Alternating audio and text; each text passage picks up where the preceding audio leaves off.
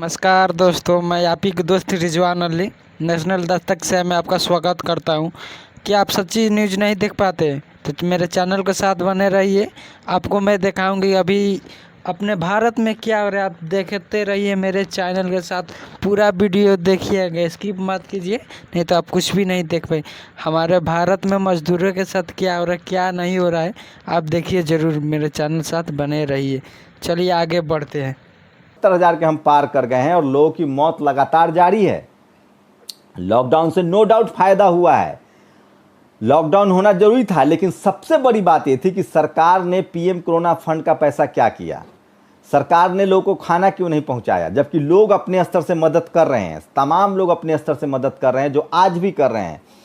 लेकिन लोगों के पास जब खाना नहीं रहा, जब लोगों के पास घर नहीं रहा, जब लोग तिल तिल कर मजबूर हो गए, तो वो घर जाने के लिए घर जाने के लिए पैदल निकल पड़े, सड़कों पर निकल पड़े।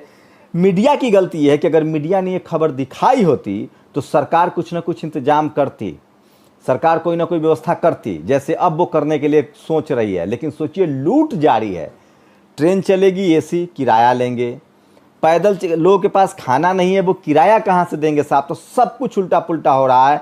और उसके बाद भी इस देश की मनुवादी, जातिवादी, ब्राह्मणवादी बेशर्म मीडिया क्या दिखा रही है, उसका नमूना देखिए।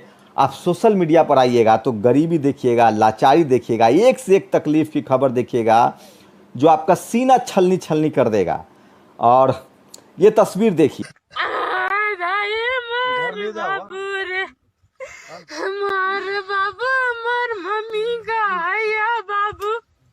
ये बताओ, कौन गांव के हैं ये? सुरकी। जब इसकी तबीयत खराब हुई तो 108 को कितना टाइम से डायल कर रहे थे? 6:45 से डायल कर रहे थे। क्या हुआ? हाँ, गाड़ी आ जाएगी तो आएंगे। अच्छा, ये किस तरह से एक बच्चा लेकर एक परिवार में, अपने कैमरामैन को बोलूंगा कि वो बच्चे की तस्वीर जरूर ब्लर करे। ये पहली तस्वीर देखिए, किस तरह से पूरी फैमिली रो रहा है। मैं चाहूंगा मेरे कैमरामैन एक 10-10 सेकंड, 20-20 सेकंड के लिए आपको एम्बियंस सुनाए, मेरी आवाज़ कम कर दे। ये पहली तस्वीर देखिए। अब इसके बाद दूसरी तस्वीर देखिए, कहीं मदद भी हो रही है। ये वीडियो है जहां लोग मदद कर रहे हैं।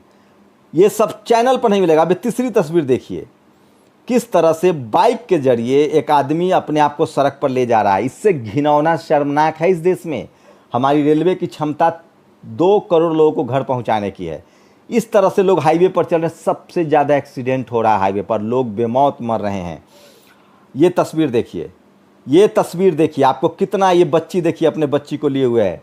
ये सारी तस्वीरें टेलीविज़न चैनल पर नहीं दिखेंगी आपको, तो वो तमाम तस्वीरें मैं कितना बताऊं। ये देखिए, ये सूरत की तस्वीर है। किस तरह से पूरा का पूरा सूरत प्लान करा है। मैंने आज टेस्टिंग ऑपरेशन लगाया। सूरत में लोग पैसे ले रहे हैं टिकट के नाम पर, लोग बेईमानी से भी बाज नहीं आ रहे हैं।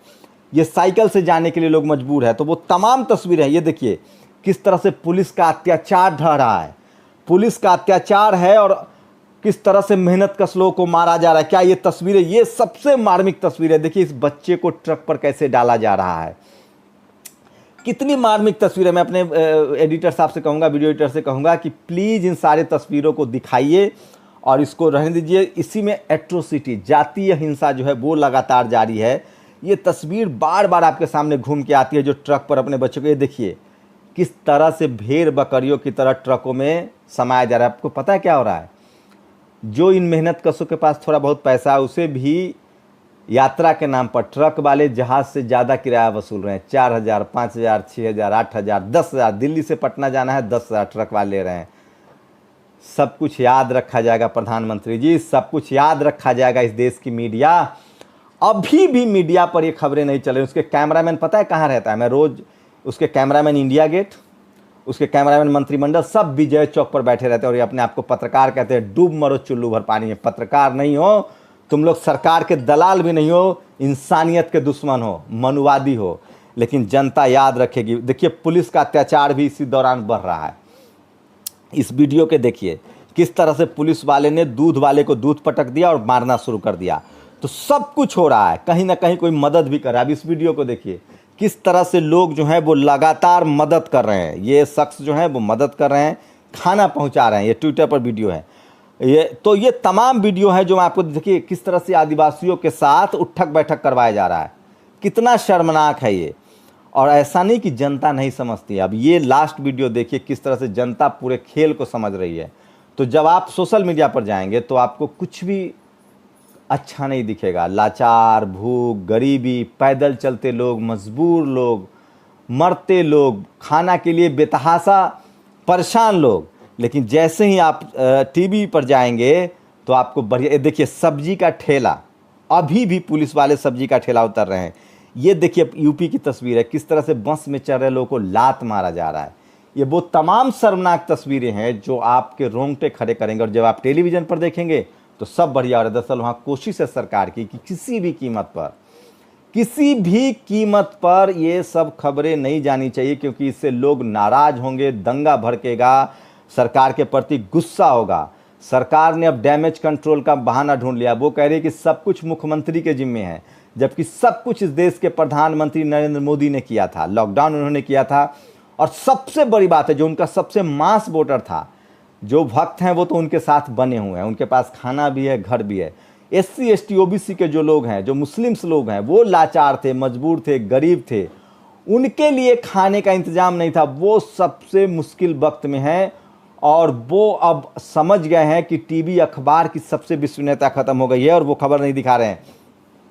मैंने पहले भी आपको उनकी खबर दिखाई थी, योगिता भयाना की। सोचिए दिल्ली में एक शख्स पत्ता खा रहा था, उन्होंने उसको खाना खिलाया। तो 3 चीज़ें कहीं नहीं रुकी हैं। कास्ट एट्रोसिटी, जातिवाद, ब्राह्मणवाद, मनुवाद, वो लगातार चल रहा है।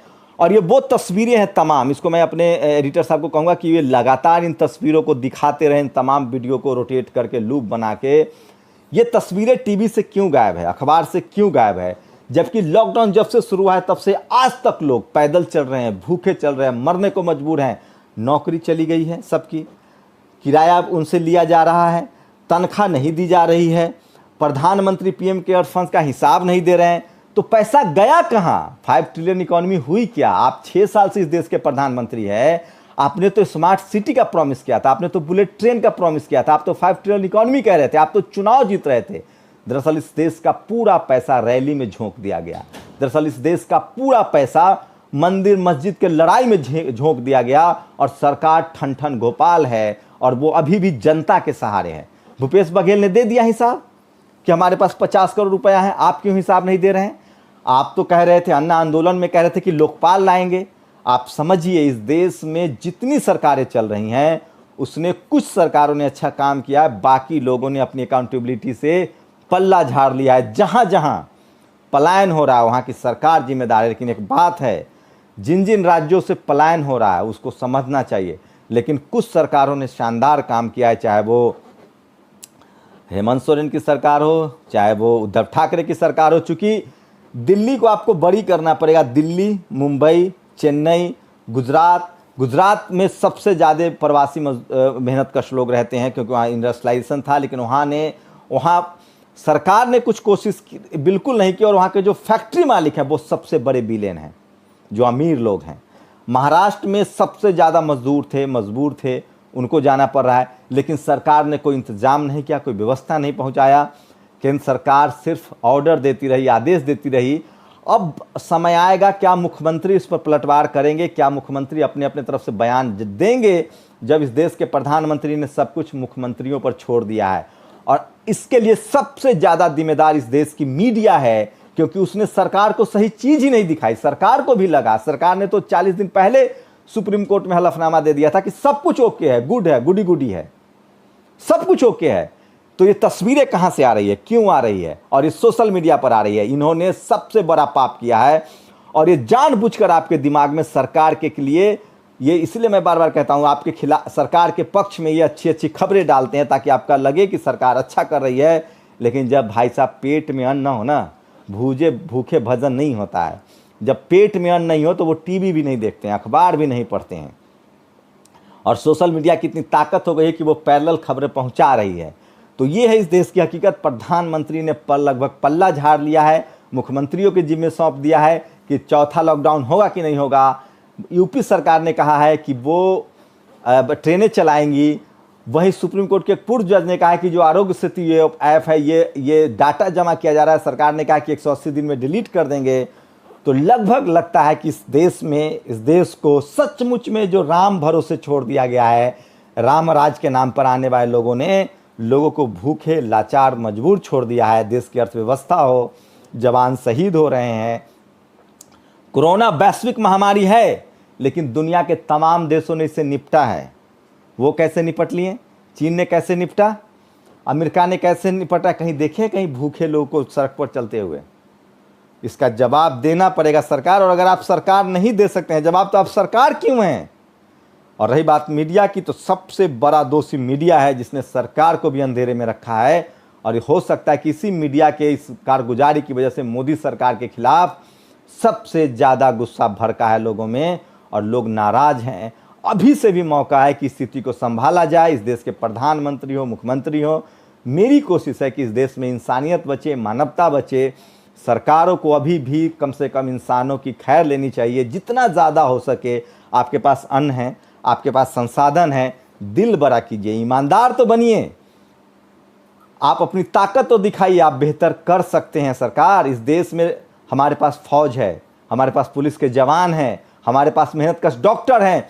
वो तमाम सरकारी लोग, उनको सैल्यूट करता हूं मैं, जिन्होंने इस परिस्थिति में सिर्फ सरकार के प्लान गलती हुए। लॉकडाउन का तरीका गलत था, लॉकडाउन करने का अनाउंसमेंट गलत था, लेकिन जिस तरह से, चाहे वो पुलिस के लोग हों, चाहे मिलिट्री के लोग हों, चाहे सीआरपीएफ के लोग हों, चाहे पैरामिलिट्री के लोग हों, चाहे डॉक्टर्स हों, चाहे जितने कॉर्पोरेट सरकारी क्षेत्र थे, स्कूल, कॉलेज, डॉक्टर, अस्पताल, इन्होंने शानदार काम किया है। सिर्फ मीडिया और सरकार के फैसले लेने में गलती हुई है। बाकी मैं फिर कह रहा हूं, इस देश को सरकारीकरण की तरफ बढ़ना चाहिए। इस देश के प्राइवेट अस्पताल सीज हों, इस देश के प्राइवेट स्कूल सीज हों, इस देश के प्राइवेट हॉस्पिटल सीज हों, इस देश के प्राइवेट फैक्ट्रियां सीज हो, इस देश के जितने प्राइवेट अंबानी अंडानी हैं उनको सीज किया जाए संपत्ति, और जनता के लिए रखा जाए। सरकार जब जनता ही नहीं रहेगी तो आप सरकार कैसे बनेंगे? और ये दुनिया के तमाम देशों ने किया है। तभी ये तस्वीरें, ये तभी प्रधानमंत्री जी, आप तभी यशस्वी प्रधानमंत्री बन सकते हैं जब आप जनता के साथ खड़े होइए, बिजनेसमैन के साथ नहीं।